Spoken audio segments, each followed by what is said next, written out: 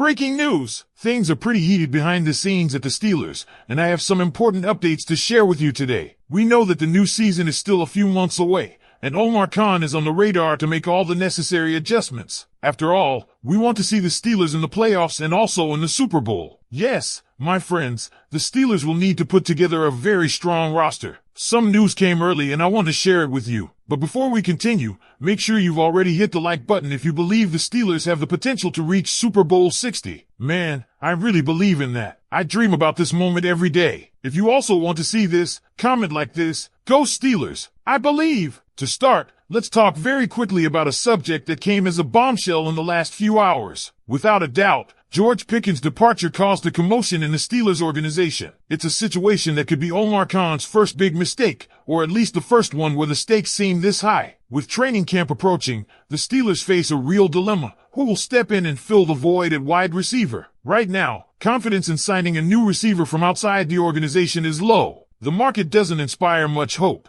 and bringing in just another middling 600-yarder per season feels like a downgrade, especially considering the caliber of the player they just released. There are names floating around, but none of them scream long-term solution. Green Bay's Romeo Doubs, at 24 and entering his fourth NFL season, he's at least intriguing. In his rookie year, he had 42 catches for 425 yards, a respectable start. While he's not a superstar, he's young, has decent hands, and could fit into Arthur Smith's new offensive vision. But even Doubs doesn't bring the same energy that George Pickens did. And the big question remains, what would Omar be willing to give up to have a guy like Doubs? Then there's the Plan B list, veterans like Gabe Davis and Allen Lazard. Davis is coming off a quiet stint in Jacksonville with just 230 yards and 2 touchdowns in 10 games. Lazard, on the other hand, posted 500 yards and 6 touchdowns in just 12 appearances. Neither of these guys offers a long-term solution. Both are likely one-year stopgaps at best. But for a team desperate to keep momentum, that might be enough. If they do go the veteran route, Lazard is the likeliest option. He's got the speed to stretch the field and the experience to provide some stability. Gabe Davis? He could be a bargain bin pickup, especially since he's still owed $12 million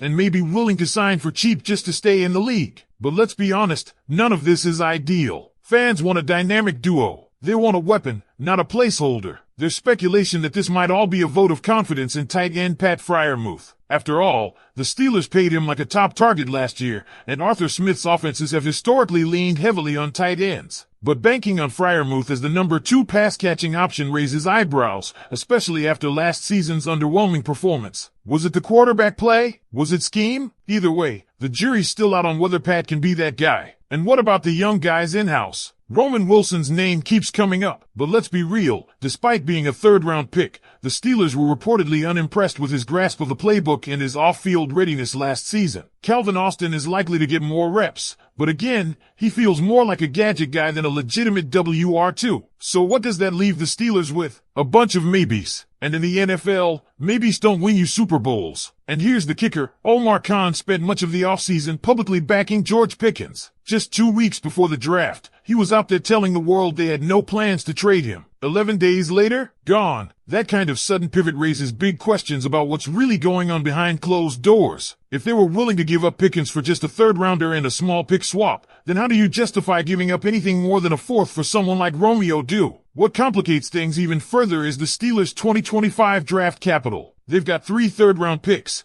but they'll likely need to burn at least 2 of those to move up for a quarterback next year. That leaves very little wiggle room if they want to trade for a WR now. Do you burn that last third-rounder on a guy like Doubs and hope he develops into something special? Or do you sit tight and risk rolling into the season without a clear number 2 receiver? The Steelers need answers, and fast. But with the window narrowing and the market thin, every decision Khan makes from here on out is going to be under a microscope. So Steelers Nation, I've got to ask, if you were in Omar Khan's shoes, what would you do right now? Would you make a move for Romeo Doubs? Gamble on Gabe Davis or Allen Lazard? Or would you ride with what's in-house and bet on Freiermuth or Roman Wilson to break out? Let me know in the comments, what's the smartest move for the Steelers offense? Because here's the reality, this isn't just about replacing stats. This is about replacing a presence. George Pickens wasn't just any wide receiver. He was a playmaker who could change the dynamic of a game with a single catch. And now that he's gone, the Steelers are staring down the barrel of a season where the offensive identity feels more uncertain than ever. That's where the real pressure is building. Now, if you believe the reports, and there are plenty to sift through, this might be less about finding a true WR2 and more about figuring out how Arthur Smith wants to construct this offense from the ground up. Smith has always leaned on his tight ends,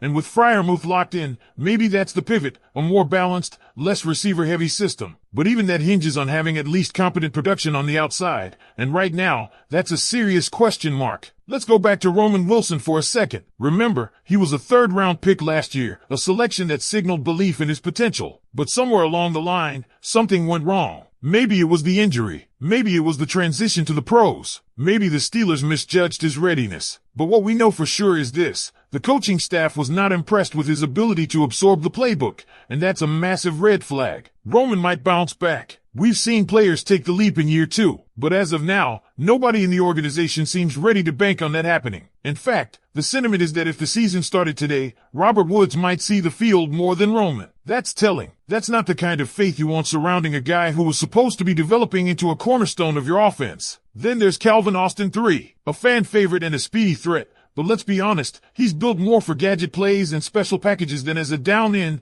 down-out WR2. If you're going into a season where your quarterback situation is already in flux, regardless of whether it's Russell Wilson or Justin Fields or anyone else, you need stability at receiver. Calvin Austin doesn't offer that right now. That's why the idea of bringing in someone like Allen Lazard starts to make sense, even if it's not flashy. He's a known commodity, a guy who can line up outside and at least run the route tree the right way. And at 29, he's got just enough left in the tank to get you through a transition year. The problem is, he's coming off an injury. You're rolling the dice again. Same story with Gabe Davis. Big body, flashes of brilliance in Buffalo. But after a forgettable stint in Jacksonville, you're left wondering if that breakout game against the Chiefs a few years ago was a one-off. He could be a steal, or he could be Van Jefferson all over again, a guy you convince yourself into, and by mid-season, you realize it's not working. And that brings us back to Romeo Dew. If there's one name that feels like a logical, value-aligned target, it's him. Young, inexpensive, upside, but even then, the price has to be right. Let's not forget, the Steelers just traded away a physically dominant, statistically superior wide receiver in George Pickens for a mid-round pick. How do you justify turning around and spending more capital on a downgrade? That's why so many insiders say it's a 4th-round pick or bust for Dew. Otherwise, Omar Khan risks looking completely upside down in this trade narrative. Steelers Nation, you've heard all the names, all the scenarios,